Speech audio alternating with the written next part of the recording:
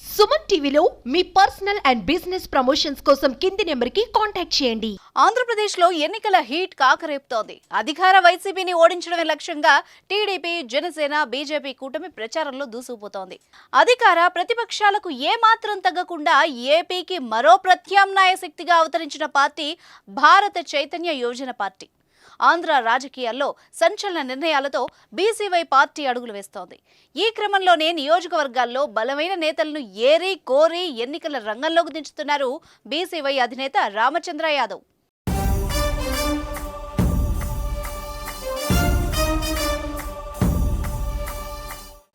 కర్నూలు నియోజకవర్గం నుంచి కూడా స్థానికంగా గట్టి పట్టున్న నాయకుడిని తమ పార్టీ తరపున ఎన్నికల్లోకి దించుతోంది.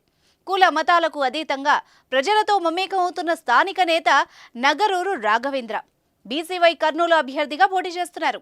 నిన్న మొన్నటి వరకు బీజేపీ నేతగా కర్నూలులో ఎనలేని సేవలందించారు. గతంలో జరిగిన ఎమ్మెల్సీ ఎన్నికల్లోనూ పోటీ చేసిన అనుభవం కూడా ఉంది రాఘవేంద్రకు. కర్నూలు సమస్యల్ని పరిష్కరించేందుకు ఏ నాయకుడు ముందుకు రావడం లేదని ఆందోళన వ్యక్తం చేస్తున్నారు రాఘవేంద్ర. వచ్చే ఎన్నికల్లో పోటీ చేసి కర్నూలు రాజకీయాల్లోకి నూతన చరిత్రకు నాంది పలుకుతానని చెబుతున్నారు. స్థానికంగా ప్రజలు ఎదుర్కొంటున్న సమస్యల పరిష్కారానికి శక్తి వంచన లేకుండా పాటుపడతానని రాఘవేంద్ర చెబుతున్నారు.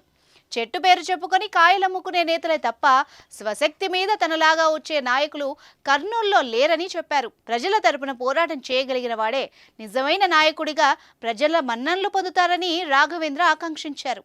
బీసీవై పార్టీ తరపున నన్ను ప్రకటించినందుకు ముందుగా రామచంద్ర యాదవ్ గారికి నా ధన్యవాదాలు. నా మీద నమ్మకంతో ఎవరైతే సూట్ అవుతారో వాళ్ళని సెలెక్ట్ చేసుకొని వాళ్ళకి పార్టీ టికెట్ ఇవ్వడం జరిగింది.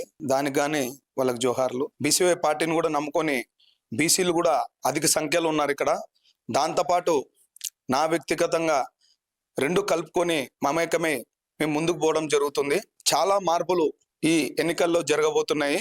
అనుభవాలు, మంచి అనుభవాలు, చేదు అనుభవాలు ఆల్రెడీ 6 జిల్లాల్లో నిలబడిన నాకు అన్నీ తెలుసుకున్నాను. కాబట్టి స్టెప్ ఎలా గేయాలో, ఎలా పోవాలో ఈ 2 రోజుల్లో నా మేనిఫెస్టో కానీ, డిజైన్ కానీ, వర్క్ ప్రోగ్రామ్ ఎలా పోవాలో ఈ 2 రోజుల్లో డిజైన్ చేసేసుకుంటాను.